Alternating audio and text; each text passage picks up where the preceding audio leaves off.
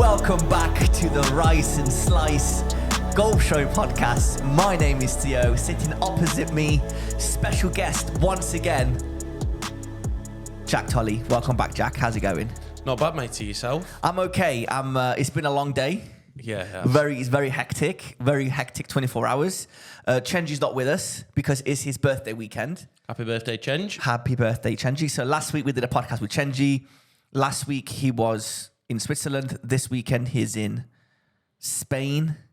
And then he gets back on Tuesday. And we're going down to Deal in Kent. You've got that event, haven't you? Yeah, we've got an event that we sponsored for the Cambridge University. So we should be going down to that. And I think we're playing a course called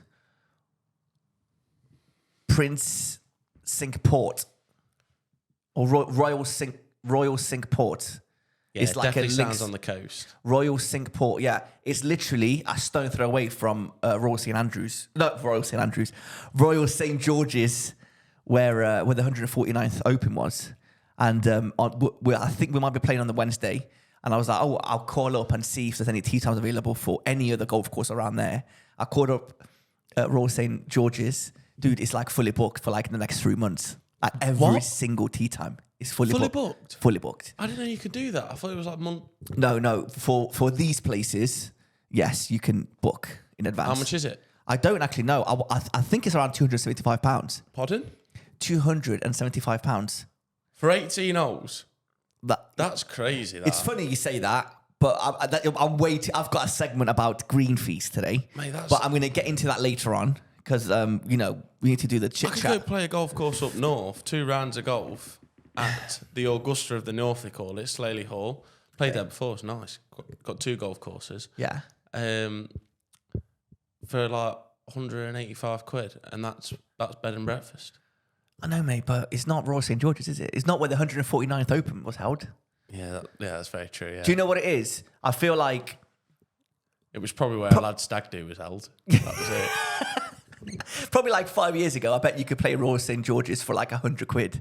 But the second the Open sign goes up, even for Open qualifying venues like Kettleston, just because it was an Open qualifying venue, mate, the price is just sky high. It's just through the roof. That's and they kind of use that as like an advertising point. But I don't know. It's a bit silly. They're charging a lot of money. But I want to get into the green fees later on. Yeah, I don't want to talk about green fees right now. Let's not do that later. Now, let's just talk. Let's just talk about the morning. Okay, yeah. This morning was event. Mate, honestly, I'm running on about 4 hours sleep. We played, before we get into the golf, let's just summarize the day. We played golf.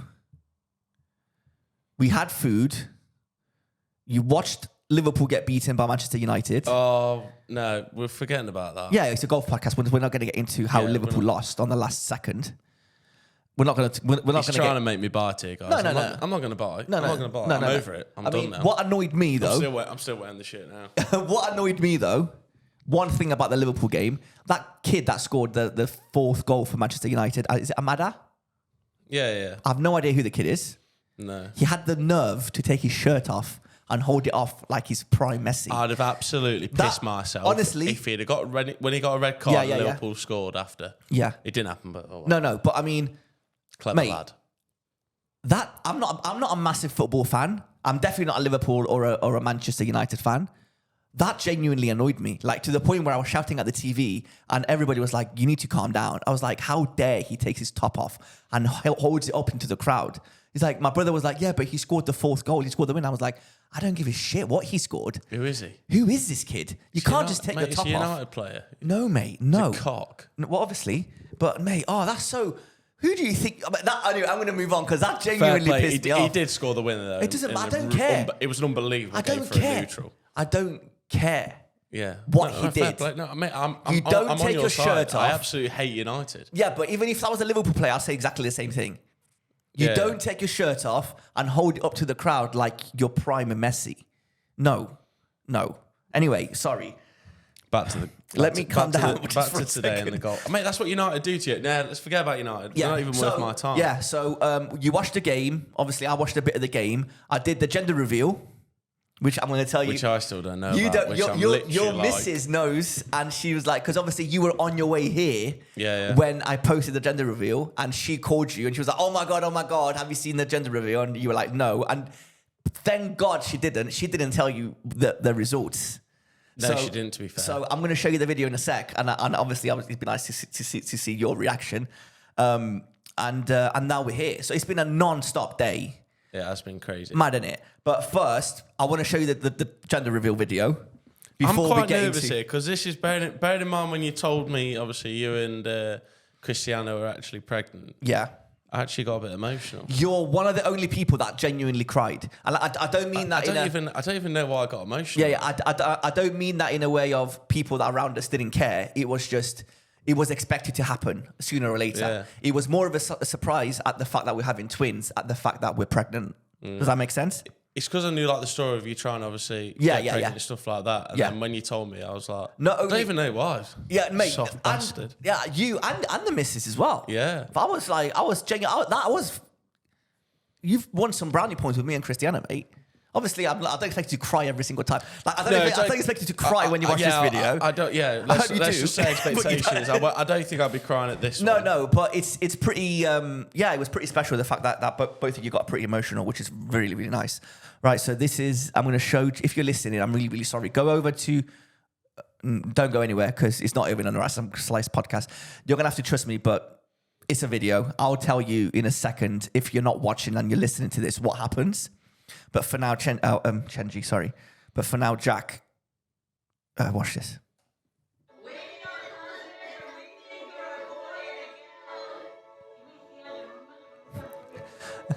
Just pause. I put subtitles. Yeah, because some people are speaking Greek. Yeah, I see that. You have to be smart because I knew a lot of people are going to watch to this. read now. aren't I? Yeah. So read. Yeah, that's my brother.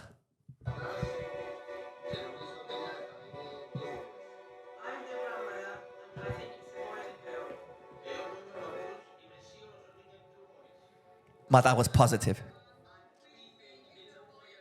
I hope it's a boy and a girl.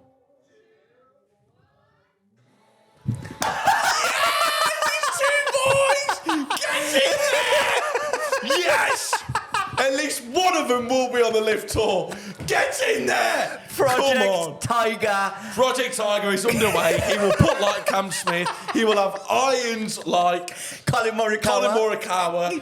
He'll have a wedge game like Prime Phil. Oh, mate. And he will drive the ball like Rory McIlroy. And he will put like Cam Smith. Cam Smith. Sorry. Oh my God. That is it. We will literally create a hybrid live player. Oh my God, I can't wait.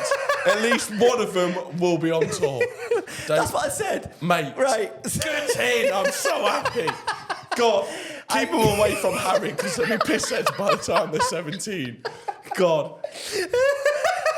Mate, Harry's gonna be one of those guys who I can't tell you how to play golf, lads, but I can tell you how to drink. I can tell you how to dominate that 19. Oh, mate, yeah. So, genuinely, I wasn't expecting two boys. I know it's obviously like, what you get, you get. I am so excited. I'm really excited. But by the way, whoa. Let me just calm you down a little bit. Okay. Max, my brother, he was a girl all the way. Yeah, you told me about this. He was a girl all the way. Yeah. And then literally, he came out. And he was a boy. And not only was he a boy, but he was a boy. He was a boy. He was definitely a boy. Let's just say that. Yeah, we'll leave it at that. I mean, even if when you look at him, you can't tell. No. He's a man. He's a man. Yeah, he's a man. We'll leave it there. We'll let you not read in between the lines. He's definitely a boy. Yeah. Yeah, so... oh my God, two lads. Two lads, right? I genuinely thought, I don't know why, I genuinely believe it was going to be a boy and a girl. Part of me was very, very happy at the fact that it was going to be a boy and a girl because it's like, oh yeah, you've got both, you're happy, everything's perfect. Perfect little family. But part of me didn't want a boy and a girl because that meant that Cristiano would be second guessing about having another child. And me, I want like 3-4 kids. Yeah. So the fact that now it's two boys, we're going to have to try forget. Well, the boys are not even born yet, and I'm like already planning. I'm not going to stop until I get a girl. That's a guarantee. You're not stopping until you get a girl. I told this to Christian. Be careful what you wish for. What? So what? You're going to be like cheaper by the dozen, have like 12 kids? Not 12, but I'll definitely. So what happens if you get to 10 then? No, I won't get 10. I'll tell you what. I'll have 4, and then I'm like, really think about having another one. Genuinely, I want a girl. I've wanted a girl since I was like a baby. You're from that culture with big families, aren't you? No, yes, but yes. But again, my generation, mate, they're not that big. Like the most kids my cousins have are like 3. And I have to really think about who has 3 kids. It's mainly 2. But me, I'm like, no, I want at least 3 kids. Hopefully the next one could be, hopefully these are born, touch wood, everything goes healthy and everything is happy and everything's good. Everything just goes well. But I definitely want a girl. So honestly, I expected 2 girls way more than 2 boys. I thought 2 boys were like out the question, not even close. Because my mum's a twin, and obviously her twin is a girl, and Christiana's mum is also a twin, and 2 girls again. So I'm like, there's no way I'm going to get 2 boys. And yeah, Project Tiger begins August 2024. Oh my God. Mad, innit? Watch this space, 20 years. I said to Christiana, and I was like, obviously I was happy after they finished the video. I was like, one of them has to make it on the PG. Like I've got 2 chances. 2 chances. Yeah. One of them, I said, one can play, the other can caddy. One can hit shots, the other can just hold the bag. You can't do that. No, they've both got. Yeah. No, what I'm trying to say is, I hope they both do it, but if at least one of them, I'm not going to push it on them. Yeah, no, we won't literally feed golf into the brains. No, but if, I mean, there could be the future. They're only playing golf. They're only playing golf. Yeah, it's the easiest sport out there. Surely one of them. I mean, It's not an easy sport. It's a very easy sport. You are taking the piss. Well, listen. You make it look easy. Mate, it's one of the hardest games. It's the hardest sport in the world. But my plan, I've got plans. I've been watching a lot of Tiger Woods and his dad videos. Yeah. I've been reading a lot of books about Tiger Woods and how he was brought up. I was watching Bryson DeChambeau when they speak about how to like raise kids in golf and little games they play. And for some reason, I'm in a TikTok algorithm where it's kids trying to play golf and how the parents try and get them into golf. And the best thing I've seen, and I think and you have to make it fun. I'm talking like I'm a professional, but I've seen this one clip, right? What they do is the dad got water balloons and put them on the ground and gave him like a plastic set of golf clubs. And tried to smash the water balloon. And tried to smash. How fun is that? And then he said smash. That's actually really cool. I know. So that's in there. That's in the bank. So that's happening. I like that. So yeah, I mean, listen. Even if there were girls, I would genuinely be trying to get them into on the LPGA. Don't get me wrong. Yeah, I was just going to say. But when it's boys, it's different, man. It's different, isn't it? It's different. Wow. Yeah, 2 boys, man. 18 years. Imagine the lads' holiday. Imagine the golf trips. The golf trips. Anyway, let's hope everything they're born healthy. We'll be going round in buggies. And they'll be like carrying. Yes. Oh, mate. One of them will be carrying, the other one will be playing. Harry will still be necking the pints. Oh, God. Mate, he'll be drinking like water about still soiling himself. Yeah, still soiling himself. Oh, Harry was supposed to be here as well, but he's in Ireland celebrating St. Patrick's Day. Have you had a drink today? Mate, honestly, have you had a drink today? No. You're an absolute letdown. For me, I'm not surprised I haven't had a drink. How am I a letdown, the fact that I've not had a drink? Because it's St. Patrick's Day. It's like a big holiday for you. I said I'm not drinking till I go away now. I'm being a good boy. Harry said this on January 3rd. I'm not Harry, by the way. Harry said on January 3rd, I'm not drinking until we go to Portugal. And we'll go in Portugal end of February. Yeah, end of Feb. And beginning of January, he said, I'm not drinking until Portugal because obviously he was been drinking for Christmas holidays. He lasted about 2 days. And then he went on drinking again. Yeah, it was when I got him out around his local pub. It didn't take long. Well, all it took was a photo of a pint of Guinness and that was it. You're like straight down. Oh, okay, I'll come down. Yeah, you pulling my leg. I know. When are you going away? May the 5th. So you're not going to drink until May the 5th? Correct. And that'll be easy for me. No. You're not going to have a drink of alcohol until May the 5th? I might have alcohol, I won't have a beer. You're full of shit. There's no way. You're not doing it. Easy. I reckon I'll easily do it. We can make a bet right here. Right Does cider count? No, I won't, mate. I won't have a drop of alcohol. Oh, sorry. Genuinely, you're not going to have a... No, there's no way. Mate, it'll be easy for me. Really? Easy. Okay. I'm not going to bet you because that's going to determine you... Because that's going to make you not want to drink even more. Yeah. Do you know what I mean? But I don't know. Okay, fair enough. So you're telling me tomorrow when we finish golf, you're not going to have a drink? No, I'll have a pint of soda water and blackcurrant. You're full of shit. There's no way you're not drinking tomorrow. The sun is like shining tomorrow. Is it? Yeah. And I will enjoy my blackcurrant and soda water. Okay. What, you're going to have a drink? I'll have a drink. You won't have a drink. Yeah, I will. No, you won't. You make it sound like I don't drink. I drink. I just don't drink as much as you do. No, I can drink as much as you do. It's just what happens afterwards. That's my issue. It's a school day for me tomorrow. It's a school night. All right. Okay. But yeah, so that was my day. This morning. Can we go to this morning, please? Yes. And just discuss Stell's absolute cock up that almost basically lost mine in your heads. Last night we were talking in the group chat and we're like looking forward to tomorrow, whatever. But the weather looks absolutely terrible. I was like, guys, I'm not going to lie to you. We're not playing golf tomorrow. Jack, stay positive, guys. You need to be positive. I'm like, fuck off. You've got to have someone in that group chat, haven't you? Keep the spirit alive. Mate, you're negative. You're so positive. I'm not overly positive. You're negative. No. The more positive you are, the more negative I want to be. Yeah. So I'm like, mate, come back down to earth, man. Like, look at the BBC weather. It's literally saying heavy rain and light winds. Bollocks. 80% rain. Anyway, so this morning, the plan was for us to wake up at 6 in the morning or 7 in the morning.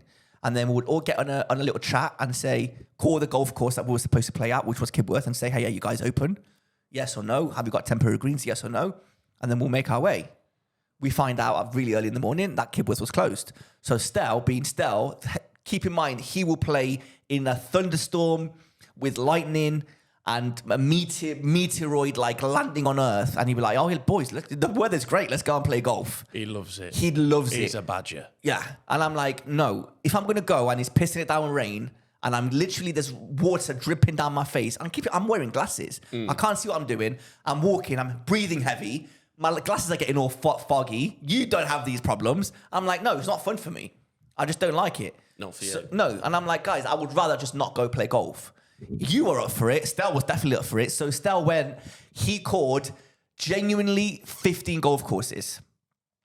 He ended up getting a tee time for 9 o'clock at the Warwickshire. So for 9 o'clock. So Jack was like, okay, cool. Theo, I'm going to pick you up at 7:30. 7:30 rolls around. Me and Jack get in the car. We head down. We're just about to get on the M1. God, my head was about to roll off. If you knew, no, okay. Somehow I was angry, but I wasn't surprised. I get a FaceTime from Stell, me thinking he's going to say, oh, yeah, I've just set off. Where are you guys? I couldn't believe what I was about to. And the fact that he was still at his house as well. He was still at home. House. To be fair, though, he lives a lot closer. We almost need to go past his house to go to Warwickshire. So I don't blame him. That wasn't the issue. He goes, he FaceTimes me, I answer, and he goes, I didn't realize that when I booked it on the website, I had to pay for it. And the session expired and the tee time is gone. And there was only one tee time available. And I just didn't, I was just staring at him out of anger. Literally, the whole car just went silent, didn't it? We didn't even say anything, did we? For like a minute and a half, which is a long time to be silent. Yeah.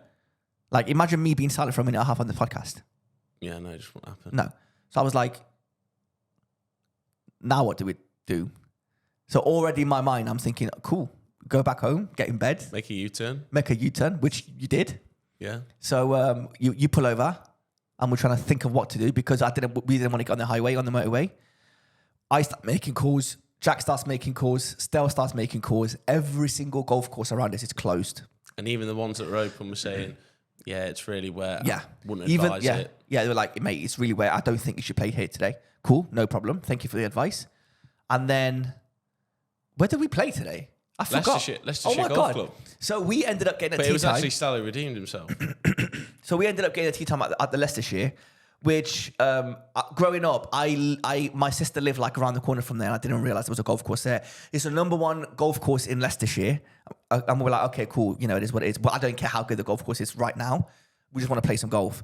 So we make a U-turn to go home. Stell calls us, and he's like, oh, I've made a tee time. And I'm like, unless I see an email with a confirmation saying that we're playing golf at this and this time, I'm not turning around to go to this golf course. He books everything, which is surprising because he never books anything. It's always me that books everything. And he booked it. He sent us a screenshot with not only the screenshot, with the NatWest like invoice. What I love about like it is completed transaction. what I love about it as well. You generally rang the club and say, Yes. Has someone booked a tea time? Was it quarter to 10 o'clock? 10 o'clock, yeah. 10 o'clock. Yeah. And then you have to give them the name and everything. I couldn't Yeah. believe that. We still have to do that. Yeah, That was because I ridiculous. gave Estelle like 5 minutes to book it. 10 minutes go by, he's not called me. So I'm like, you know what? Forget this. I'm going to call and book. He's going to fuck it up again. Yeah. So I called Leicestershire and I was like, hey, can I book a tea time? I know you have one tea time for 10 o'clock. Can I book that? And then he went silent for a minute and he goes, that tea time's already booked. And I'm like, what's the name on the tea time? And obviously he goes, oh, it's Estelle. I'm like, okay, brilliant. That's us. We're on our way. See you soon. Happy days. We went. I'm like, okay. On the car journey, I said to Jack, let's just have fun today. The weather's shit. It's going to start raining at some point. It's going to be wet. It's going to be muggy. The greens are not going to be good. Let's just have a good time. Let's laugh. Let's just enjoy each other's company. Have zero expectations on golf. Happy days. We turn up and we end up playing half decent golf. Actually, all right, wasn't it? Like, really good. We played really well. And the weather after about 11:30, It was. The Beautiful. sun was out. rain jackets were off. The rain jacket, like we were wearing Even too many jackets layers. were off. Jackets were. I was in my t-shirt and like my inner layer. It was a beautiful day. It wasn't as wet as I thought it would be. No. And the Considering greens were good. the greens were decent. Considering the Yeah, conditions. can't say anything about the greens. Mate, we need to pay Stell. I just remembered we need to send Stell money. I've got his details. I'll send it to you. Sorry. Yeah, I literally just remembered. He's getting a £5 short just for the inconvenience this morning. For all the U-turns that we had to do. I must have done. Two. Yeah, we did two. Two Yeah, we did U-turns. two. Yeah. But yeah, so we played. We had a great time. Jack went to lose his head, but he didn't. We played skins. Proud moment. No, very good, very good. Proud At one point, because your putting was pretty bad today, you were leaving everything really, really short. Tee to green was fantastic. Tee to green was incredible. Couple of shoddy chips. Yeah, wedge it. Yeah. Some a pitch lot shots. of weird bunker shots. But no, that's fine. On the green though, you were not very good. Poor. Before we get into what you shot and what I shot, we played skins. Well, our version of skins, I don't even know if that's the skins. Skins is like a money game, but the way we play it is, which to anybody listening is like, yeah, of course that's what it is. But to what we do, you explain it because I've learned this from you. Yeah, I don't think we played it right. I don't think we're playing it right. I don't think we played it right, but I think No, wait. Our version is good. Yeah, our version is good. I just don't think that's the name. Yeah, I don't think ours Jacks, is let's call it skins. Jacks. Yeah, but I think the way we played it was technically match play. And I'm sure. No. Yeah, no. Oh, listen, yeah, listen, technically. I'm sure it is because you went one skin, Yeah. then two skin, but then obviously then we took one skin off you. Yeah. You're not explaining it very well. You need to do a better job. Well, okay, so how we basically played it was, so Theo won a hole, one skin to you. Yep. Theo wins another one, two skins to you. Yeah. I win a hole, we take a skin off you. Yes. Then I win another hole, we take another skin off you, so Yeah. we're all level. Yeah. But then But how it should, I'm sure how wait. Before you get into how it should be, the way this game is played is, if I have two skins, I'm basically playing against Stell and Jack, or Yeah. the fourth that's Yeah, or yeah, Harry that's it. Yeah, that's yeah. with us. So those three are playing against me that have the two skins. So if any of them three win the hole, that's one skin off me. Yeah. And that's how we do it. Yeah. And we managed to take it all the way down to the 18th. And me and Jack ended up like drawing. We wanted to play in another hole, but we didn't have time because you had to get back for the football. Which I would regret ever doing that. To be fair, no, saying that, it was a great game. It was a great game. All the way down to the 18th. Stell got really mouthy at one point. He was like, I'm going to win by two. Like, no, you're not. You're not. You're just not going to happen. Mate, let's talk about what happened on the 17th. What happened on the 17th? Oh, my On God. that par God. three. So Was it the 17th or 16th? it was 16th. 16th, yeah. 16th par three. No, it was 17th. Anyway. Anyway, Go on. it was a par three. Yep. So we get up there. Stell is current. Well, no, it's all tied, isn't it? No. Stell was one Stell up. was one skin up, Yeah. wasn't it? Yeah. And then, so I hit a very, very dodgy tee shot. I'm saying I hit a very dodgy tee shot. Well, I thinned the shit out of it. You thinned the shot for pin eye, Yeah. which is a sign of quality bullshit, I can always say. Yeah. But yeah, if you'd have seen the shot, it was very fluky. Yeah. And then Stell He was short. Yeah, he was short all the time though. Once. Yeah, he's just short. Just a pitch in a pud guy, isn't he? Pitch in a pot. Yeah, that's it. No. Bless him. Yeah. So he lands on the green. Stell makes an unbelievable chip. Yeah. Stiffs it. So Look, it was a gimme, but it was a gimme par. But he had a shot, didn't he? So He had a shot. That's why he was giving it some. So he's made it basically a 3 for 2. So if Stell won that hole, then Stell would have won the game. Yeah, he would have won. But he actually said, didn't he, halfway through the round on the start of the back 9, he said, I'm going to win by 2 now. Keep in mind, if he won by 1, I would have been surprised. Yeah. Yeah? Do you know what I mean? 2, me and you would have had to play some honking golf, but it was actually on the cards. Because Stell had to play really well and we had to play really bad for him to win in general. Yeah, correct. I'm not saying he's a bad player. He's a great putter and chipper, but that's it. Like, getting to the green, it takes him a few shots because he's just a very short player. So if Stell won that hole, it would have been game over. So I was pin high. I was what, like 20 feet, 25 feet? I don't even know. I don't even know. Yeah, you're probably about 20 foot. 20 feet. So that was obviously my first. So I had to birdie that hole to even tie. To tie with Stell. No, it was a 16th because I couldn't. Sorry. It was the 16th, yeah. So obviously, Stell chips, tap in, par. We gave it to him. Cool, no problem. And because he had a shot on that hole, because of his handicap, I had to birdie that 20-foot putt. Now, by far, the worst part of my game is putting. In my mind, I'm like, I'm not making this putt. I'd be happy if I make it in 2, let alone in 1. The good thing was, Jack ended up chipping it and he was behind my ball. And I was like, Jack, you know what to do. And I was literally like, get behind me. Get behind. By the way, you know that's against the rules. Yeah, I know it's against the rules. But no, as soon as you hit the ball, I'm allowed to go behind the ball. Yeah. But I can't be behind you while you're about to play the shot. Yeah, so that had to go right to left, didn't it? Yeah, so looking at it, it was right to left by at least 2 cups. Yeah, all day long. So I was like, Jack, you know what to do. Just whatever you do not leave it short. Yeah, give me a read. Yeah, I was like, you need to give me a read so there's a chance for all of us going down the 18th, which is exactly what we wanted. Yeah. So Jack goes, and genuinely was a good putt. He hit it exactly where we both thought it was going to be. Just never broke. It didn't break. So Jack looks at me and he goes, it's dead straight. And I was like, I don't know, man. I'm looking, I was like, it's dead straight. And he's like pointing, and he's getting his club and he's like, literally not even half a cup. Yeah, don't leave the hole. Don't leave the hole. Don't leave the hole. So I'm like, guys, Stell was like, he's going to make it. I was like, Stell, listen, we both know I'm not making this. We both know this is not going in. So I end up tapping it, and dude, never left the hole. He never left the hole. Okay, to be fair, it wasn't that dramatic because it was a dead straight putt. Yeah, it was. But again, dead straight putts are not easy. I loved it because 3 feet out, I thought, it's going nowhere. And I was literally racing my hand like I'd just done it. I loved it. It just seeing Stell's face, and he just went. He honestly, he was so competitive. He's so competitive. He was fuming. He couldn't believe that putt went in, and he couldn't win. But I was running to him. I jumped on him. He tried to trip me up with the flag. I don't know if you saw that. He had the flag to go and put it in, and I went towards him, and he tried to like stab me with the flag. Bro, and there was people on the tee. I had to tee off, and they were like staring at us like, "What are you guys doing?" If only they knew. If only they knew. I was so happy. Oh mate, that was brilliant. That's what we wanted to go down the 18th level. But that's the whole point of this like competitive golf, and we all get pretty competitive. Yeah, we do. When it gets to crunch time. Yeah, Stell, he. And the more you pressure him, the better he ends up playing. On the greens he is. On the greens, he's incredible. Like, you can't write him off, even for like a 50-foot putt. But yeah, it was good fun today. We genuinely, like, I had a great time. We ended up like finishing. Obviously, me and Jack ended up all square by the end. Or we tied the last hole, and Stell wasn't even in the hole on the 18th. I counted the scores afterwards. You shot an 83 and I shot an 83, and I was like, I'll take that any day. We played off the yellows.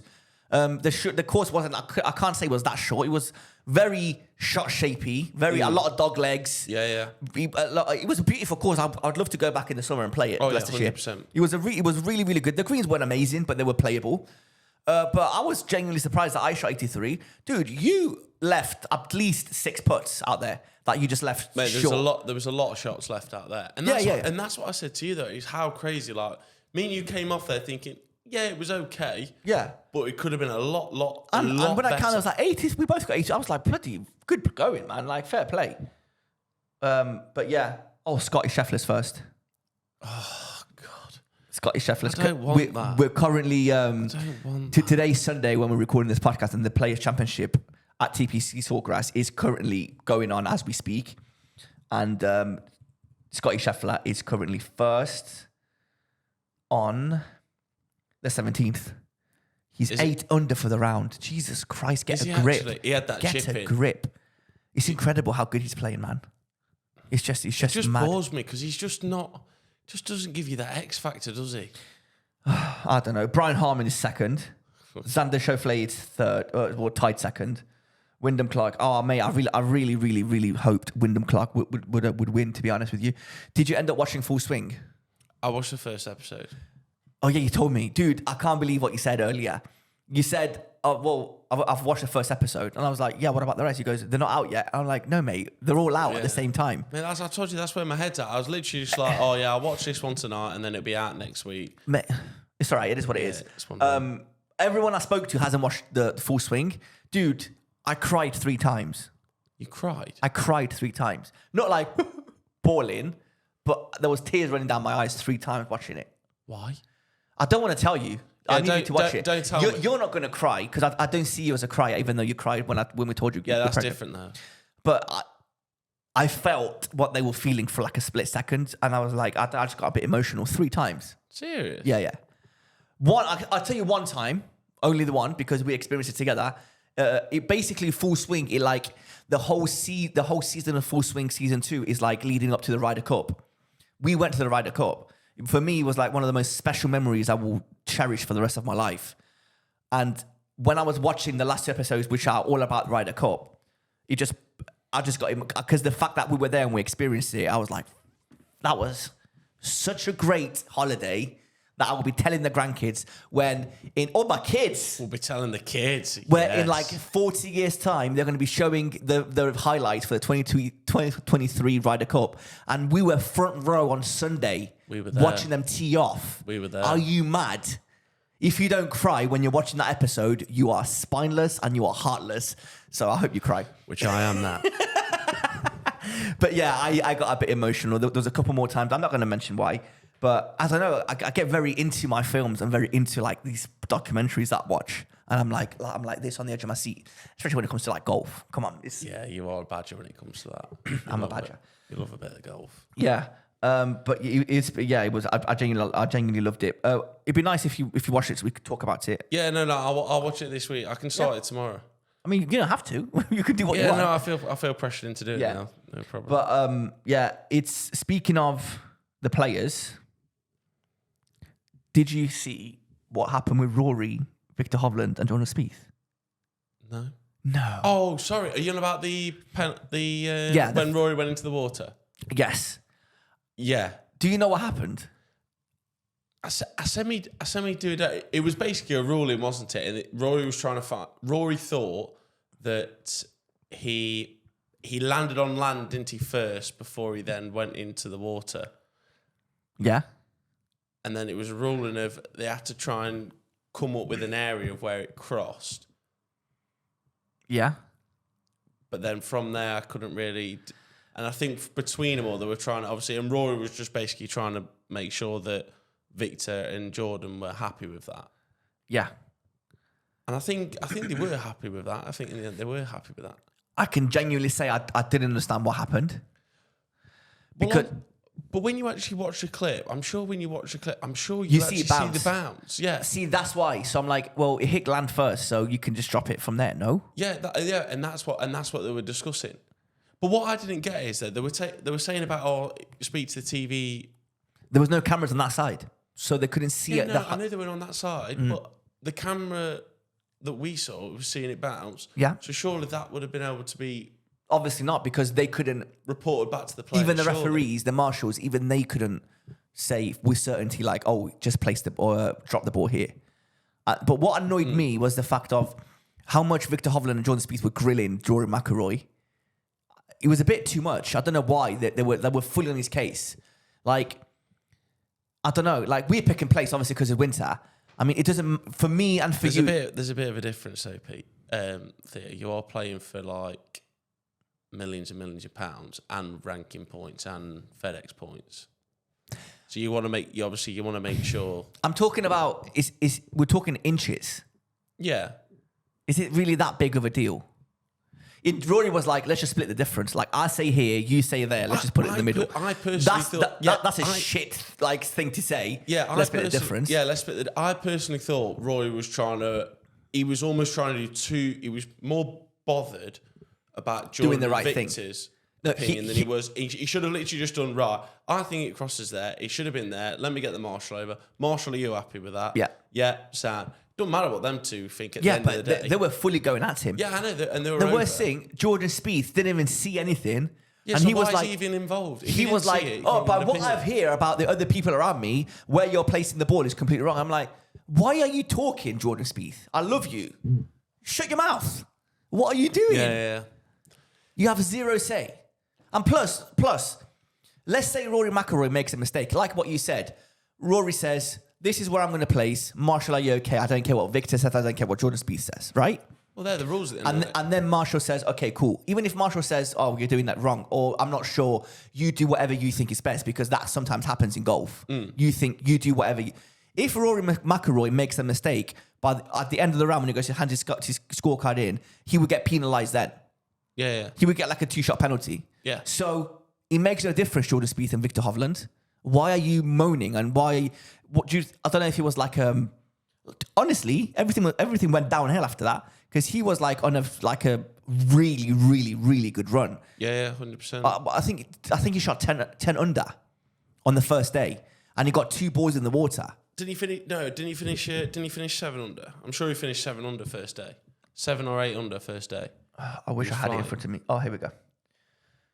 Yeah. Oh no, sorry. He shot 65 on the first day. Round 4. 7 under. Let's have a look. Round 1.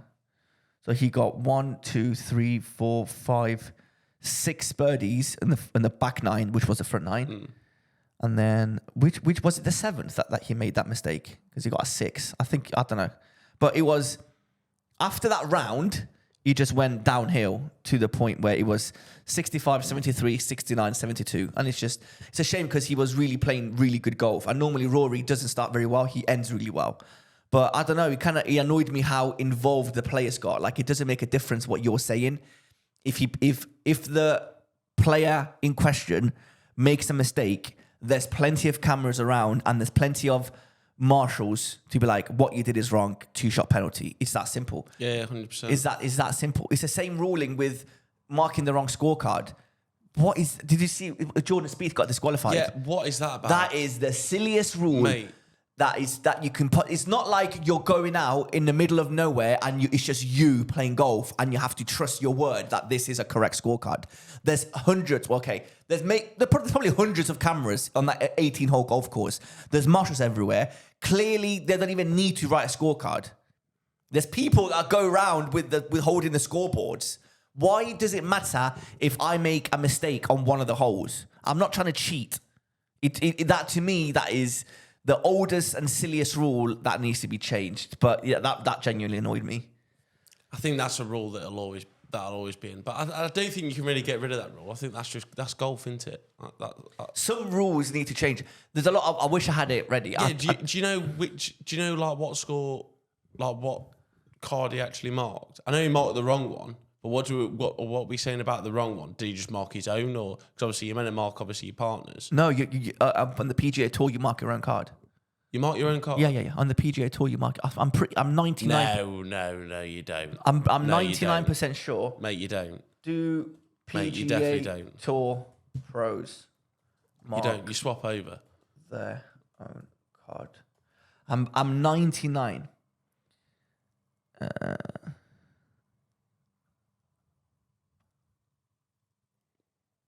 Oh, okay. They don't keep score for themselves. A golfer's score is marked by his playing partner. There you go. Who then returns the card to it back sign. signed. That's weird. It's exactly how we do it. It's no different. Because every time I saw a PGA Tour scorecard, it's not like our scorecard. It's just it's just a player straight, A. but that's And there's only one signature. What I remember, and it's the player. You know how we do marker signature and player signature. No, there's two signatures. Right. There's Okay. That's my markers bad. and there's players. Okay. So I genuinely thought that they marked their own. No. Yeah. Dude. Okay. Do you remember a few months ago? I don't even know how long ago. I want to say like the Corn Ferry tour. There was a guy. He was like a massive news, and you had to like announce do like an apology thing on Instagram and Twitter and everything. He needed to par the 18th to qualify for the PGA Tour or something along those lines, and he shot a 5, and he wrote a 5, and before going to the tent to hand in his card, the 5 was crossed out or rubbed out off, and he put 4. So he blatantly cheated. So when you tell me that you marked my card, you signed my card, and then I took it off you, and then I rubbed off what you wrote and wrote 4 instead of a 5, that's even worse than marking your own card. Yeah, no, that's horrendous. Wow. That's blatant cheating. That's why I thought that players mark their own card, because it was already his handwriting. Oh, sorry, I just made a mistake. I accidentally wrote 5 when it should have been a 4. But it's mad. Wow, that's crazy. Today while playing golf, I had an idea. This is just an idea for a golf video that we haven't seen before. Okay, go on. It's a concept. It's nothing like golf. Nothing like, it's the opposite of golf, but it's golf related. My idea is, and I probably shouldn't be saying this on the podcast, but I'm claiming it as mine. Yeah. So on the 17th of March at 9:25 p.m. Theo's idea. This is my golf idea for a golf video that I genuinely think we should do. How many times have you ever cheated playing golf? You're thinking too long. What the fuck is wrong with you? No, I don't think I've ever... You're full of shit. You definitely cheated. You took... Ask me how many... Oh, sorry. No, sorry. Okay, sorry. So when you say cheated, we've not like followed the rules. We've just... So say for instance, like my drop today. The fact that you're even asking me to clarify cheating. Yeah, all right then. Okay, Ask me how many times I've cheated. Probably a lot. Ask me. How many times? 0. Bollocks. I swear on my life. Bollocks. Okay. You've never cheated. I've never cheated while playing golf. Do you know why? No, because I think cheat's a very strong word. So like manipulate or bend the rules. Yeah, but whoa. I'll tell you my idea of cheating. I've never cheated in a comp. Never bent the rules in a comp. Okay. If it's between us boys, I might have bent the rules a little bit. Okay. But like a bit like today on the course. Yeah. I was in that puddle one day in the woods. See, so I said, right, I'm taking a drop. Yeah. But obviously I didn't do it 2 club lengths. No. I just moved it out. Okay, that I don't mind. And to be honest with you, even if you picked up the ball and moved it and you said to me, I moved it because it was a puddle, because it wasn't a comp, I couldn't care. I wouldn't even count an extra shot for that. Just take a free drop. Who gives a shit? It was in a puddle. You moved it. Oh yeah, so I couldn't care less. I've never cheated in a comp then. No. But what my idea of cheating is... Yeah, what is your idea of cheating? Looking for a ball, you don't find it, so you drop another one. Yeah, I found it. Never ever done that. Or, I don't know, give yourself a better lie. But again, summer, not in the winter, because in the winter you're allowed to do that. No, never done Or if you're behind the ball and you just like look around, you kick. If you're behind the tree and you just like, okay, give. No. To me that's blatantly cheated. No. Yeah, I've not really even bent the rules. Like, if you count like moving the ball from like 6 inches when it's in the rough, when I'm just supposed to place it, then okay, that I've cheated. But other than that, do you understand? I genuinely believe in karma, and I believe in karma, and it's in my head so much. If I try to cheat, somewhere down the line, I'm going to lose more shots because I'm going to shank a ball, because the golf gods will get me back for cheating. You're very superstitious. I am. Like that. So I'm like, I can't. I would rather hit this shot from wherever it is, or say that I've lost the ball when I've lost the ball, and not fake finding a ball. Yeah. Rather than fake finding a ball and then shanking it. It's like, okay, so what was the point of cheating then? Because in my head, at some point, I'm going to mess up and it's going to catch up to me. So I'd rather not do it. It's only a game. It is what it is, especially in comps. There's no way. I don't know if this is cheating. I don't know if I spoke about this I don't think I've spoken about this on the podcast. We were in a competition playing at the Asbury for Mizuno golf pairs. Me, Stel versus some other two guys, whatever. It was like an individual comp, but me and Stel were on the same, obviously, tee time. We were playing with this one guy. He definitely doesn't listen, and I'm so glad. From the first second I met him, I knew I didn't like him. He was just had that feel about you. He was very cocky. He was showing off his clubs. I'm like, who does that? They're just normal clubs. Like, you don't really get like when you say you were showing off, can you give me an example? Like, oh, I just got these brand new P790s. Look at them. I went to this at the so and so place and I got them fitted, and the so and so fitted me. And I've been to this so and so place. Do you know what he said? He told me while playing. I play off 20, worry. No. You know what he said? He goes, oh, I've got a GC quad in my basement. That cost me a bit of money. GC quad is 25 grand. What a cock. And I'm like, good for you. I'm not jealous. No. You know what I'm like? Cock. That is, who does that? Who goes around and is like, just shows off? I'm like, no, mate, shut your mouth. Anyway, and at one point, Stel was like, dude, why are you walking so fast? I'm like, if that guy talks to me one more fucking time, because me and him were at similar handicap. So he had more in common with me than with Stel and the other guy. Because Stel, he bombed a drive. He was like, I'm getting 140 mile. And he was telling me that he was getting faster clubhead speed than Rory Mcllroy. And I'm like, oh, cool. I'm like, what are you talking about? And he did that thing that somebody else does that we know, where they hit a half-decent shot and they're like, so what I did there, I made sure that my leading arm was this way. And I'm like, shut your mouth, man. Nobody cares what you did there. Nobody gives a shit. Anyway, I sound very bitter, but I just didn't like the guy. I forgot where I was going. Oh, he tees off. This was like, he is, I want to say, he's a single-digit handicap. And I was probably 14 at the time, or 15 at the time. On the front nine, I absolutely demolished him. He was nowhere near me. Like, not even handicap level. Like, I was playing to single-digit handicap. Serious? Yeah, I was smashing it. I was on track to win the whole thing on the front nine. And it was really, really, really windy. And I hit some unbelievable shots. Unbelievable. And I was like, what is happening? It's one of those rounds where now, if I'm hitting unbelievable shots, I'm like, fucking get in. I hit a good shot. But I'm not going to be like, oh my God, did anybody else see that? Can you believe I just shot shape like that? Like, now it's no problem. But a year ago, I was like, oh my God, this is the best shot I've ever hit in my life. Yeah. It was then.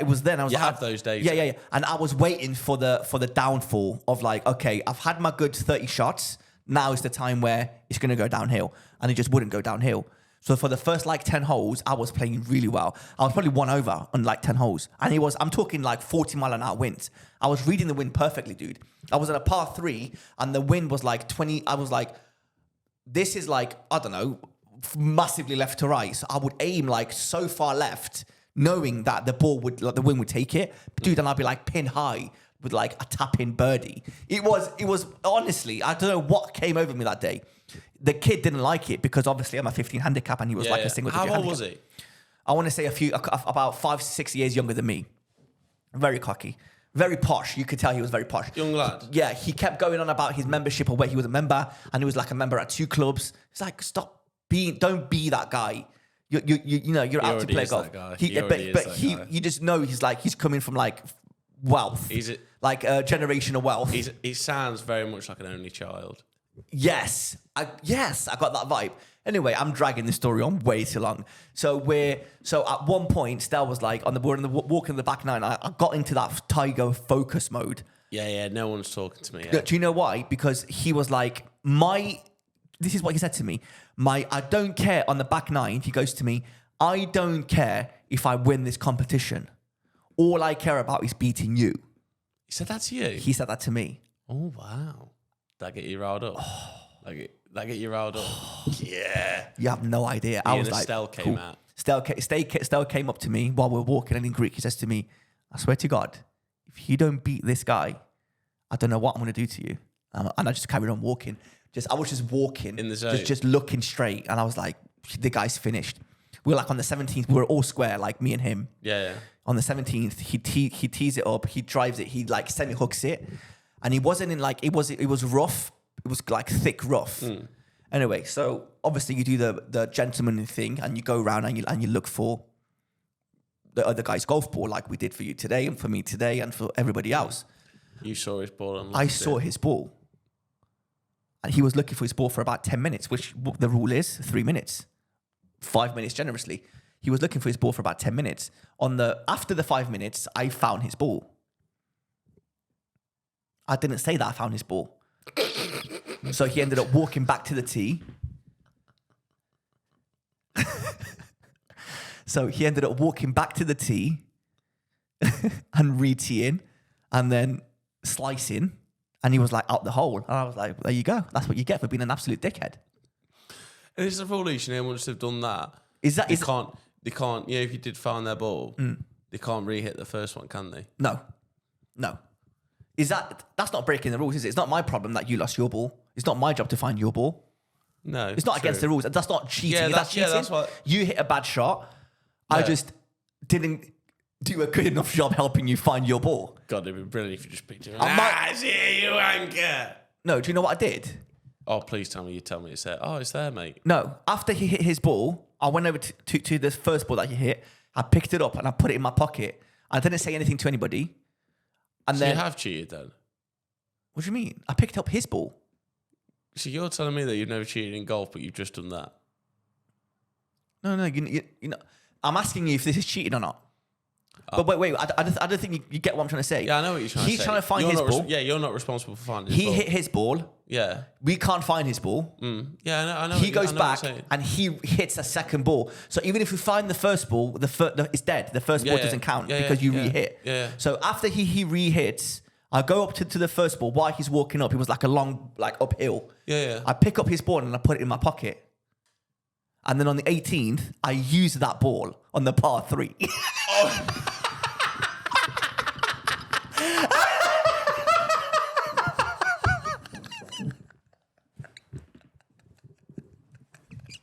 That's not cheating.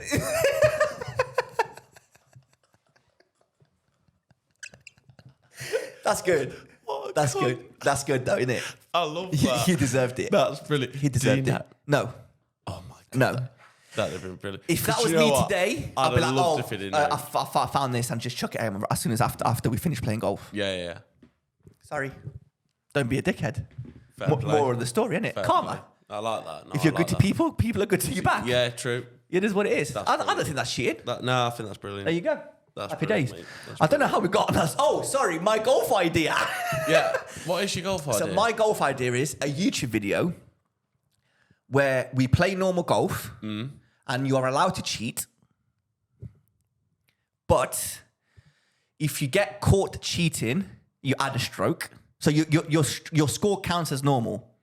If you get caught cheating, you have to add a stroke to your hole. But if you don't get caught cheating, you take away a stroke. It's almost like a YouTube concept. It's almost like the card game bullshit, isn't it? Yeah, that's exactly it. You ever played the card game bullshit? Yeah, it's funny you say that because I've actually got that on my list for us to play bullshit today. Yeah? Yeah, so we can do that in a bit. But yeah, so obviously it's not golf. You're not playing golf. But as a YouTube entertainment video, you see all of these different concepts going around. I don't know how that would work because I just feel then everyone's looking around to see if you've cheated or not. That's the point. So how would you play then? You'd finish the hole and then I'd say how many times have you cheated on that hole? Well, no. Everyone will then finish. Yeah, everyone will finish, and then you'll go, "What'd you get?" And then you'll say, "Is it legitimate?" And then you'll go, "Yeah," and then you'll have to look at him and go, "Bullshit." No, but it's not. At the end, you have to be honest. At the end of the first hole, let's say I slice a ball and you hook a ball and you go left and I go right. I don't find my ball, but I drop a ball and hit it. And then you go to me, did you cheat? I'm like, no, I didn't cheat. I found it. I genuinely look, it's my ball. I found it. I don't know if did you cheat? Like, no, I didn't cheat. Okay, cool. So we finished the hole. What did you shoot? Jack, you got a 5. I got a 5. And at that point, you come to me and you say, is that a legit score? And then I say, no, I did cheat, but you didn't see me. So then my 5 becomes a 4. But if you were like, no, I genuinely saw you cheat because you did this, this, and this, then I'm like, okay, you got me. That's a shot for you. Does that make sense? I think don't you think? No. Really? No, I think it'd be quite entertaining. Mate, I think I think it's a good idea, but I think you need to treat it like a game of bullshit. I think you need to finish the hole. Right. No, but by the way... Obviously, everyone still needs to be honest, by the way. Yeah. Honesty plays a big part 100%. in this. That's the whole point. You need to be honest because... Yeah. And I feel what you need to do is finish the hole. Obviously, take into account everyone's scenarios where they've been on the hole. Yeah. And when they finish, they all say the scores. And then if they get away with it, they get away with it. Mm-hmm. But if someone then goes, which you still obviously need that honesty. It's like if I go to you, if you know you've cheated, but I go to you, bullshit, and you say, no, I definitely haven't, then obviously it defeats the point of the game. People still need to be honest. Yeah. So you finish the game. Yeah. You finish the hole. Yeah. You say, I got a 5. I got a 5. Yeah. And then if I say bullshit, and you go, no, I know I'm being honest, then it's an extra shot to me. Yeah. But then if I say bullshit and you lose that, then you get an extra shot. Do you understand what I mean? That could happen. How many times you've cheated on that hole? But the idea of for every time you cheat and you get away with it, that's one stroke gone. You could finish around with 43 strokes. No, listen, this is what I'm saying. So if I say to you bullshit, and I fucked up and you haven't cheated, that's an extra shot to me. Okay. Yeah. But then if I say to you bullshit and you have cheated, if you've cheated 4 times on that hole or 3 times, 2 times, 1 time, how many times you've cheated gets added onto your thing? I like it. See, again, this is an idea, and I didn't want to say it while playing golf. Yeah. I wanted to bring it up on the podcast, but obviously, should we play bullshit, boys? There's a kink. A kinks. We need to find the kinks to this game. Yeah, there's a kink in the armor. Yeah, there's a chink in the armor. I don't know, but it's the idea is there. Yeah, so there's something there. Yeah, something there. I don't know what it is. And again, it's not proper golf. It's just fun. It's just a fun game. You'd have to play pissed up or something. See? Look, the more we talk, the more we figure out. Instantly, Harry's listening to this now going, yeah, I am in. Sign me up. Yeah, and I almost feel like if you completely don't cheat and you play like a full-on legitimate round, you should also be not punished, what's it? Rewarded. Rewarded for it. So that's why I feel it's a bit like... So if you play and you don't cheat once, but you catch me cheating, then that's one shot off your game. Even though you didn't cheat, I feel like you should still be rewarded. I don't know. We'll figure it out. Yeah, we'll figure it out. But I feel like that's a good idea. Anyway. I'll give you a choice on what you want to talk about. Okay. Because I know you got some bits as well. Do you want to talk about green fees, or do you want to play a game of bullshit, since we're on that topic? Let's play a game of bullshit. Okay. I want to know about what's the green fees. So we'll just pick one. Green fees? Okay. Let's talk about green fees. Let's do the green fees first. So green fees. TP Sawgrass is obviously the home of the Players, which is, if you ask anybody, it's like the 5th major of the year. Yeah. Everybody, every year. Just without the best players in the world now. Yeah. Everybody always complains, or, is like a talking topic of how expensive a round of golf at TPC Sawgrass is. And they're like, oh my God, it's the most expensive round of golf in the world. Do you know how much it costs to play at TPC Sawgrass? No. Do you want me to guess? Do you want to have a go guessing? Is it above? Just give me a number. Okay. So is it above $10? If you're telling me that open one was 200 or something, I reckon it is $475. You're very close. To play at TPC Sawgrass, it costs $900. $900 for one round of golf. That's without a caddy. That's without nothing. Just you and your golf clubs to go at TPC Sawgrass is $900. So you're paying $900 to play the most famous par 3 in the world, the 17th. God, imagine having a stinking round after paying 900 quid. I feel like I feel like Oh my God. most people... You're thinking, would you pay that? No. If I was rich, then yeah, of course. This is my next point. I feel like the people that can afford to pay this much money to play golf are not scratch golfers. No. I think there's more high handicappers paying to play there than proper golfers. 100%. But I would like to think surely they'd have a handicap limit. Oh, they do. Everywhere in these places. I want to say, I wouldn't be surprised if at these places the highest you can play is like a 16 handicap. Yeah. Some really, really hard courses is like 16, 18 handicap. Other places are like 26. There's some places where you need to take your handicap certificate and show them like, this is actually what I am. Yeah. Yeah, $900. And everyone's like, oh my God, why would you ever pay that much money to play at TPC Sawgrass? It's so expensive. So I've done a little bit of research. Okay. And I have some of the most expensive green fees and some of the most famous golf courses and how much they actually cost. So Trump Turnberry, which is in Scotland. Yeah. One of the best golf courses. I think it's like top 5 golf courses in the United Kingdom.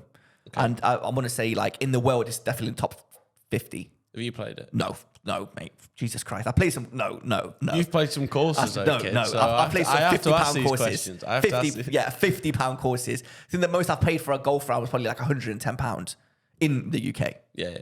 So Trump Turnberry, £495. What? Which is around $650. So that's how much it costs to play. So no, I haven't played there. Right? Kings Barnes, again, Kings Barnes is in Scotland. It's round the corner. It's like 15, 20 minutes from St Andrews. And when we went to St Andrews with Stell to try and get on the old course, we drove past Kings Barnes. And I was like, why don't we, because the weather was beautiful. I was like, why don't we play here? So we were about an hour away. I called Kings Barnes and I was like, have you got any tee times for 2 players? They were like, yes. I didn't even ask the price. He was like, yes, but it was in 45 minutes. We were an hour away, so we couldn't play. I'm glad we didn't say yes, sign us up, because we would have gone up and without even asking how much it costs, we would have gone up and be like, so, oh my God, we're going to play like one of the best golf courses in the world. It costs £418. And honestly, that's just great. That is ridiculous. Honestly, the price wasn't even in my mind. You didn't even ask how much? No, it was more about, have you got any tee times available? Because I was calling, we did what we were doing today. I was calling every single golf course like within a 30-mile radius while driving to St Andrews because the weather was just so nice. So it was like a very last minute thing. So I'm glad we didn't end up playing there, because we would have turned up and then out of sheer embarrassment, I know you're not like that. You'd be like, you can fuck right off and turn around and leave. With me, I'd be like, do you accept cash or credit card? PayPal or check? No. Yeah. So we ended up not playing, obviously, but £418. Adair Manor, which is in Ireland, that is the 2027 Ryder Cup venue. Have you seen this place? I think I have, It's picture perfect. Yeah, I think I have, yeah. Adair Manor, €600. Jesus. These are some crazy numbers, these are. And these are all in the UK on our doorstep. Yeah. Adair Manor is, for me, I would rather play Adair Manor than Trump Turnberry or Kings Barnes. Possibly even TPC Sawgrass. Serious? If you can get the weather, TPC Sawgrass, it's you're paying that much to play the 17th. Yeah. Great. Let's talk about the 17th in a minute. Adair Manor, though, is the whole day of experience. It's like a beautiful estate with like a castle. I don't know. It's just like a whole day of it. Yeah. Would I pay that much? Once, maybe, yes. Once. Not now. But I don't know. You wouldn't. No, I wouldn't. I think I would. Once. I'd be asking whether it sounds. So where's my caddy? Where's my trolley? No, this is not including caddies. Yeah, mate, this is what I mean. That's ridiculous. Adair Manor, €600 for a green fee, and they're charging you €3 for a little trolley. Fucking twats. Right, let's go across the pond. Mate, honestly, you know me and all. I say, £3 fucking quid. Mate, I say, Harry, he wants £3. Don't worry about it, lads. I'll carry it on me back.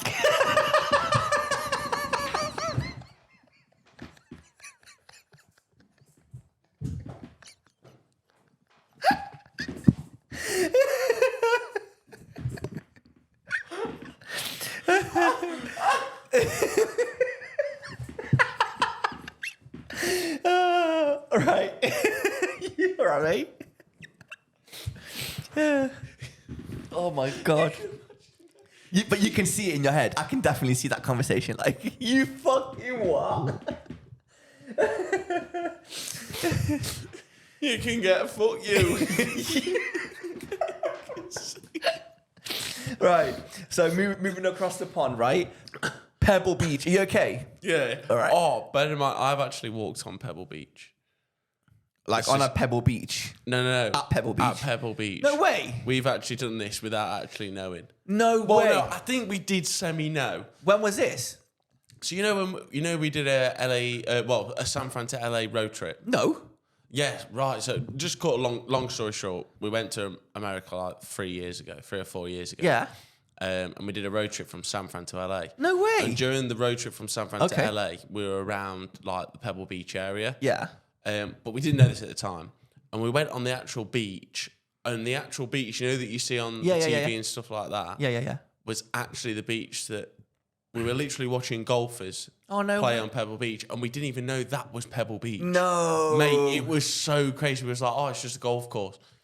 And I even remember, because I remember picking I actually found a golf ball. No way. But it was only till when we got home and then we eventually realised. Or you're like watching the pro Yeah, and Pebble and Beach. it's You're like, like- I swear that's where I've been. that's Pebble Beach. We were actually No on way. Pebble. Yeah, mate, it was crazy. Oh, wow. And they were literally, and we saw golfers there, and they weren't decent, but they had caddies and everything. Yeah.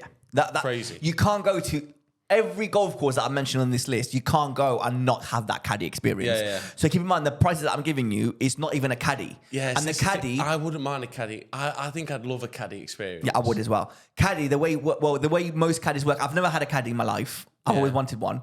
I'd love to be a caddy. I think I'd be quite a good caddy. I think I'd be a good caddy Mate, as well. you'd be brilliant. I I think think- you'd be better than me. You are positive- just literally a ball of positivity. Yeah. Especially in the golf course when we're playing. Yeah, and you yeah. are brilliant. Yeah, I think you'd be class. I think I'd be really good at caddying. So the way caddies normally works is you just tip them whatever you think they're worth. But you always ask at like the pro shop or whatever, like what's appropriate for me to tip? Because obviously us in the UK, we don't really tip anyway. You definitely don't tip. You are a famous non-tipper, which I don't agree with in the slightest. But that's for another podcast. Did anyone tip you for doing your job? I'm not expecting anybody to tip me for doing my job. Well, that's a different story. Anyway, let's agree to disagree. Yeah. Pebble Beach. It costs $625 to play at Pebble Beach. Keep in mind, it rains or it's like 80-mile-an-hour winds and rain. Yeah, it was like windy where we were. More than half the year. So you're paying that much. And not only that, you need to book it months in advance. Yeah. You don't know what months, in 3 months, what the weather can be like. It's almost impossible. And if you want to go at like the perfect time of the year, I don't even know when it is. Let's say August. It's almost like it's like 3 years booked or whatever, right? But $625. But you need to note that rate is also only available for resort guests. So you need to stay at the Pebble Beach Resort to be able to Have that rate. What's the rate if you're not in the resort? You cannot play unless you stay at the resort, Pebble Beach Resort. Wow. It gets worse. Okay. So you have to stay on site in the lodge. Rates at the lodge start at $1,050 Robbing bastards. per night. Per night? Yeah. Fuck that. It gets dude. worse. I'll just watch it on telly. It gets worse. Pebble Beach also requires a minimum stay of 2 nights. Mate, fucking cheeky twat. You're paying Mate, $3,000 to stay. bollocks to that. You're paying $3,000 to stay at the resort hotel or whatever, villas. And then on top of that, you have to pay $625 Mate, it's not to even play. a bucket list course for me either. It is for a lot of people. Bucket list course, I promise you, and I genuinely mean it from the bottom of my heart, if you played Thrashing Cliffs in Bulgaria, you don't need to go to Pebble Beach. Yeah. The way I've been described is like the European version. Even Eric Anders Lang, which is like a massive YouTuber, he does like golf content. He's actually one of my favorite YouTubers to watch. His job is legit to go around and showcase the best golf courses in the world. Oh my And he God, went to imagine Thrashing that Cliffs. job. Yeah, it's the best job in the world. It's incredible. And he gets sponsored by like United Airlines to go and do this job, right? Yeah, that would be It's class. mad. It's mad. He went to Thrashing Cliffs and he was like walking around with his like mouth wide open. He was like, this is the European version of Pebble Beach. And I'm like, oh, weird, wow. So I knew about Thrashing Cliffs. I saw the video and I was like, Stel, we're going.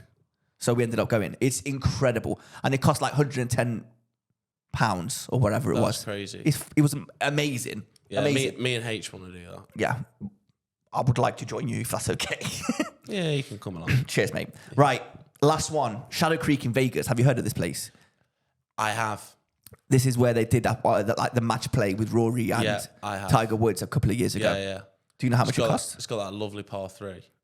Okay. Do you want to know the price for that lovely par 3? I reckon $775. You're very close. $1,250. I'm not close at all. That is fucking ridiculous.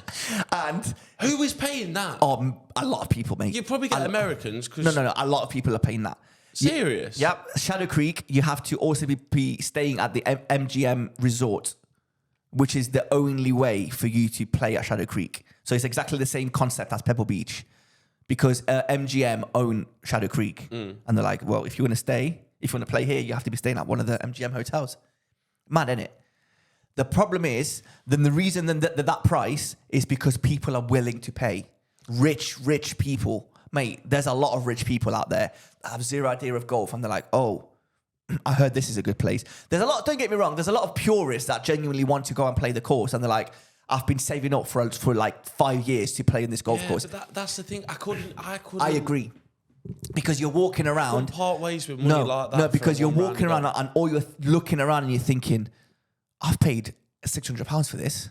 Yeah. I've paid £600. You could play the golf of your life.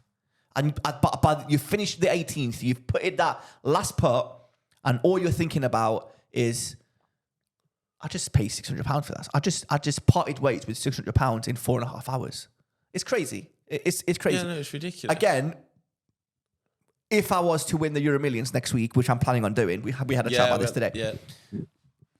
If you have the idea that if I win next week, let's say 50 million, that me, you, Jack and Stel, me, you, Harry and Stel are not on the next private jet out of here, going straight to Dubai first, then over to like America to play all of these courses, you're out of your mind. Like, it's happening. Yeah. There's a lot of rich people out there. I'm like, boys, we're off on a golf trip for a couple of weeks. Pack your bags. Pack your bags. Bring the wives. I don't care. We can get them spa treatments. We'll put them up in 5-star hotels. They can have whatever we'll give them money for shopping. Do whatever you want. Nah, Soph's got to stay in for Ralph. Ralph can't come. Ralph can stay. Soph can stay. As long as you come, happy days. Yeah, exactly. Right? But what I'm saying is... The golf's the main thing. What I'm trying to say is I hope they're going to be they're going to be understanding. Like, come on. What, see us fucking gentlemen turn up? Yeah. So it's fine. Couple of trips. We won't be long. 2 weeks. Tops. We'll come back. If you won the millions, mate, we're not going on a 2-week golf trip. That'll be a month minimum. I think we get bored. Plus, you don't want to... Would you get bored of playing those courses? See, I've said this. You know when you don't want to overdo it, man. Yeah, I know you say you don't want to overdo it, but you know when you play in those courses, how could... You know when you're a golf fan and golf geek like we are, could you really get bored of playing those courses? Because I know I couldn't. Because it'd be a different excitement each time. No, but if you did that, let's say you bought a house near Pebble Beach. No, that's a really bad example. Let me see Adair Manor. Yeah? You bought a house right next door to Adair Manor and then you became a member at Adair Manor. You went for all the interviews or the initiation and mate, some initiations cost like 400 grand. 600 grand, $1 million. And that's initiation. You're paying $1 million, or that's a lot. You're paying, there's courses out there that charge you $400,000. That's just for you to go for a meeting, for an interview. And there they can say, no, we're not interested. We don't want your business. But they keep that 400 grand. No. And Mate, the amount of money you'll have just to do that. Oh, yeah, it's silly. Yeah. But people do that. It's Have you crazy. inquired about that house at Leicestershire Golf Club? No, not yet, mate. I'm waiting for next week for the Euro Million to land, and then we're buying that. Okay, back to my point. I become a member at Adair Manor. Cool. You're playing every week. You're having a great time. You're not bored of it. You're like, oh my God, this is amazing. But for us, that's never going to happen because I'm not going to move to Ireland just to play golf at Adair Manor. Right? So we're going to play at Adair Manor, and then the next day you're going to go to Vegas and play Shadow Creek, then you're going to play some other courses in Vegas, then you're going to go to Arizona, then you're going to go to New York, you're going to go to Dubai, you're going to go to all over Europe to play golf. At one point, you can play the best course in Germany, and you're like, I play better. And then you come back to Derby, and then you go to Ashbourne, and you play the weekly Stableford. What's wrong with Ashbourne? It's not Shadow Creek, is it? No. You know what I... Yeah, I know what you're it's saying, a bit yeah. like, yes, you want to go out and travel and play all of these amazing courses, but you don't want to do it too quick. Yeah. You want to take your time and enjoy it. Because by the time you play one course and the next day you play an even better course, and the next day you play an even better course, you forgot about Monday's course. Yeah, 100%. I don't know. I feel like... Yeah, no, I know what you're saying. I don't know. Tell you what, though, it'd be some trip, that. It'd be God, it'd be some trip. Yeah. It'd be some trip. Yeah, it's interesting. But Speaking of money, have you heard about that Richard Bland? what happened? Live Golf. Go on. Mate, I read some stat. He's 51, and he joined the Live Tour. Bear in mind, he's been playing since 1996. Right. Kind of gone under the radar. It's not really a player that most folk would know. The only reason I know Richard Bland is because he won a PGA Tour event like a couple of years, like before he signed for Live. Do you remember that? He won a DP Tour event. Was it DP World Tour? And DP World Tour it was his first win in like God knows how many years. Yeah. And he was like, wow. wow. He's one of the old, I'm sure he was one of the oldest. Yes. One of the oldest DP Tour winners. Yes. Or if It's fair play to him at 51. Oh, yeah. But at 51, he's pulling, I read something, it was £8.1 million at 51. So it just goes to show... That's basically me and you have still got a chance. Mate, the reason why I'm playing golf right now is for me to be good at 51 years of age. Yeah. So when I hopefully touch wood, if everything goes well in life or everybody around us, when it's time to pack our bags and not have to go to work anymore and we retire, God willing, when we play golf those 2, 3, 4 times a week, we can still hit a ball. Yeah. There's a lot of people that retire then pick up golf. They can't swing a club. Yeah. They can't get a drive past 150 yards. You can't teach an old dog new No, tricks. no. So this is genuinely the reason why I started to play golf. I was like, if I get good now, then I could know how to play shots when I'm 50 years old, 60 years old, when I've got nothing else to do. So yeah, I'm not surprised. But again, Richard Bland, I think he's not winning anything. He's not like he's not winning anything, but at the moment he is in front of like the like the money earnings. He's in front of. This is, bear in mind, this is actually playing. Statistics. We're talking like place finishings, and he's higher than Poulter, Westwood, and I think I even saw Phil Mickelson as well. He's doing better than Phil this season. Wow. Richard Bland. Is this today? Are they playing Hong Kong? Is Liv playing Hong Kong? Hong Kong played last week. Was it last week? Yeah.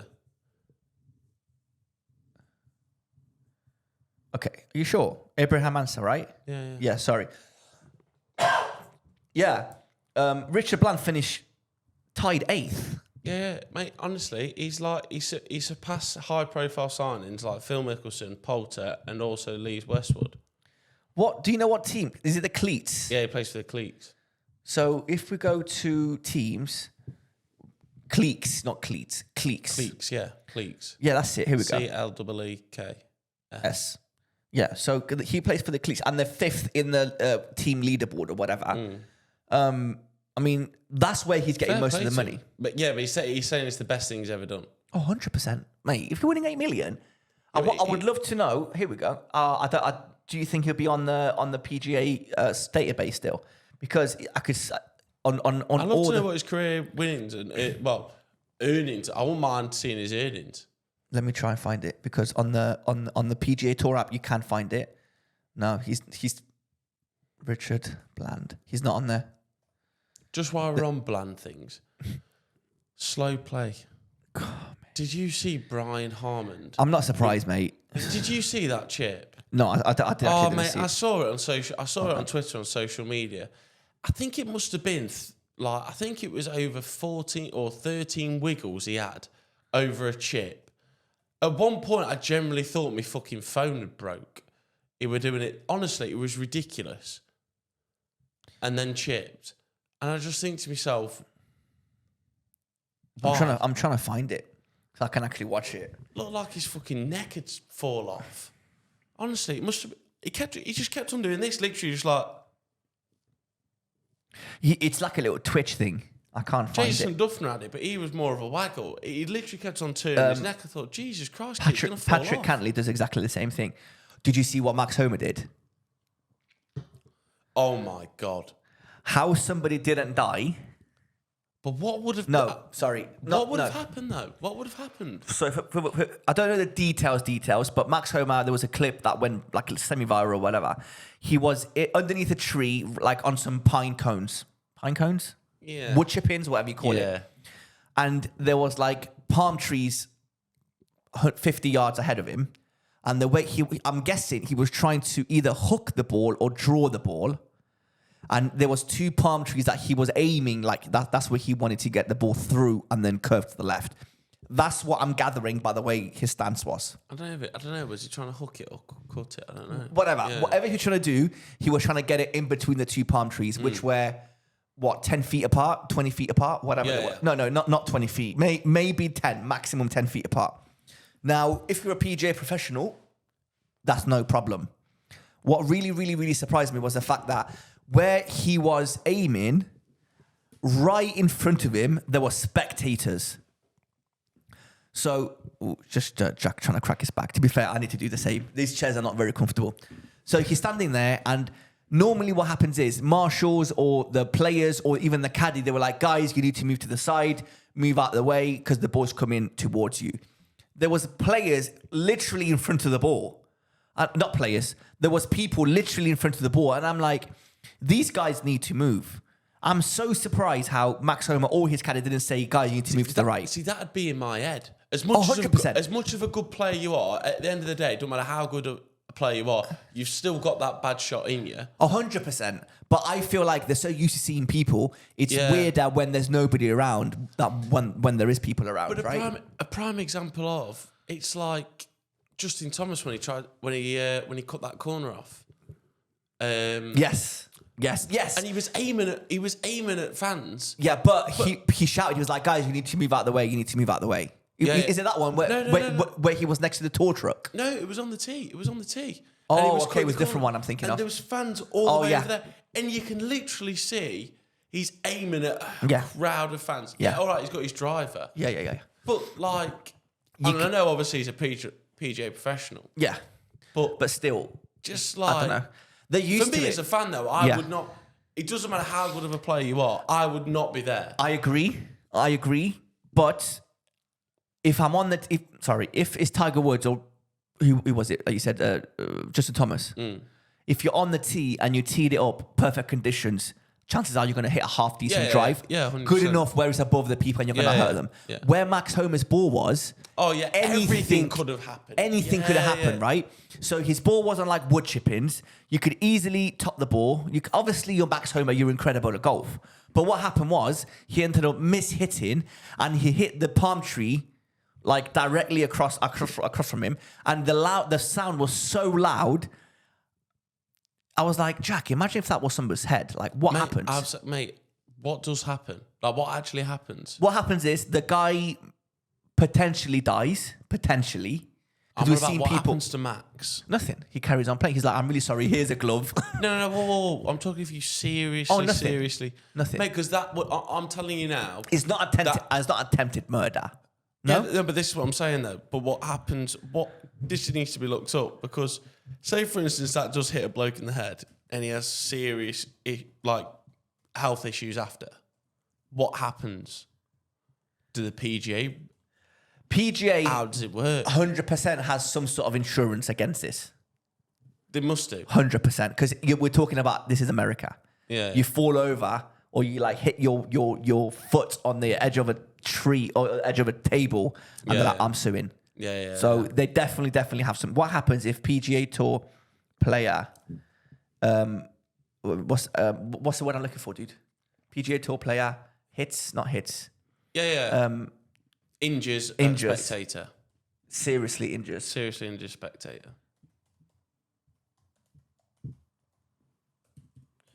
Injures a spectator.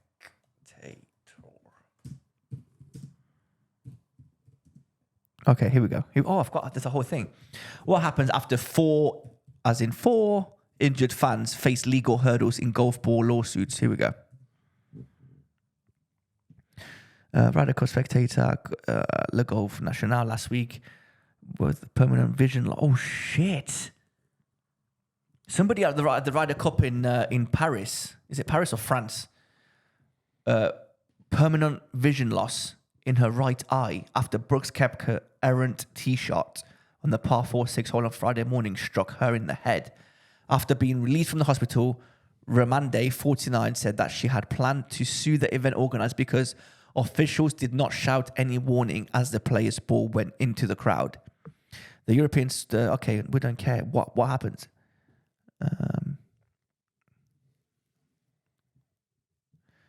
The same legal standards apply to both pro golf events and recreational golf. Ooh, okay. But it is especially difficult to claim damages at a PGA Tour event, according to several attorneys with expertise on golf law. To begin with, the risk of golf spectating are printed right there on the back of the PGA Tour tickets. A disclaimer states that spectators voluntarily assume all risk and danger incidental to the game of golf. California-based attorney, blah, blah, said an injured fan could theoretically have success making a claim against the host course if he or she could prove that the course was laid out with reckless disregard for spectator safety. That's really, really cool. So basically what they're trying to say is on the back... PGF cover the arse, yeah. I knew they'd have something like that. 100%. I said that. I knew they'd have something like that. But at the end of the day, it's different when you just get hit in the board, hit in the face or hit in the head or hit on the knee or the shin or whatever. But when you actually... I don't think anybody's died from getting hit in the head on a PGA Tour event. So when you have generally 100%. But if that shot that Max Homer hit somebody's head, you're dead. Mate, 100%. Surely, dude. 100%. Surely. 100%. So it'd be interesting. Well, going back to fans and players, did you see Ricky Fowler?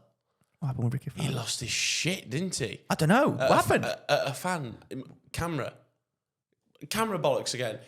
Basically, what happened was he was taking the drive, and he'd already told this lad or whoever it was, fan, spectator, whatever you want to call him, or he, she, whatever. Mm-hmm. Right, already told him, and it was like, okay, sound, warned him. What, as in stop taking pictures? Yeah, so your camera, put it on silent because he could see it, hear it, whatever. Okay. Right, he literally hits the drive. And as soon as he hits the drive, he goes, you, like that. And he literally, I've never seen Ricky Fowler do that on a golf course. No way. He's literally aggressive as out. Well, mate, listen. Like scary. I'm glad because there's some spectators that really take the piss. And they really cross that line. And they want that attention from the player. And it's like, Ricky, like, notice me. So if I see, perfect example, I don't like Patrick Reed. I can't stand the guy. I would never do this, but if I was a horrible person, I could see somebody that doesn't like Patrick Reed trying to put off Patrick Reed. If that is jingling your change in your pocket or having your phone not on silent and taking a picture so you get that sound effect, I would feel bad, not for Patrick Reed, but for the people around me, like just the stares that I'll be getting. But you can get thrown out there, can't you? Oh yeah, that's the easy bit. I'm glad people like the players are standing up and they're like, these needs to stop. This is not Liv, for example, because Liv is quite loud and quite leery. But I don't know, it happened a few times. It happened with Zach Johnson because he doesn't like the fact that people are taking the piss out of him because he lost the Ryder Cup. Oh yeah, I saw it happened with Billy Horschel where somebody that was in his group, I can't remember who it was. Yeah, it's all at the waste. It was all at the waste management. Oh yeah, that was an absolute mess of a. Yeah. Do you know what I think about the waste management? We didn't get a chance to talk about this when it happened. I wouldn't be surprised if next year at the waste management, like top 20 players don't go to that place as a protest. Stance. Yeah, as a stance. Yeah. As a stance to say, we don't like the way you're running the place. Dude, they at one point they have to stop selling beer and alcohol. I heard about that. That's crazy. Dude, there was people in the bunkers, random spectators, drunk spectators in the bunkers doing like sand angels. He just got, it was funny at the beginning, like when they got the hole in one and all the drinks got flown out. Yeah, see, I don't mind that. I like that. That in 50 years' time will still be replayed as one of the greatest hole in ones ever. Yeah, that's cool. But if you do it again and again and again and again, it gets a bit old. And you get a bit bored. Especially when they're not doing it for hole in ones. 100%. And it's like you're watching, it's funny in the first time round, but then you do it again and again and again and it's getting old. Yeah. A bit like when you play incredible courses all the time. Yeah. On that note, that's all we've got time for. We've been doing it for like an hour and a half, dude. And I have so many things to talk about that we can't even carry on. So on that note, thank you guys for listening. Thank you, Jack, for coming in today. Thank you very much. Appreciate Let's get to bed because we got a tea time in 12 hours. We got a tea time. Right, guys, thank you very much for listening. We really appreciate you. Please like and subscribe. Thank you to Jack for joining in. No problem. Happy birthday to Chenji. Happy birthday, buddy. And Jack, I'm sure you'll be back at some point because Chenji will go on holiday again. Yeah, so loves it. he loves it. Anyway, take care, guys. Thank you for listening. Bye.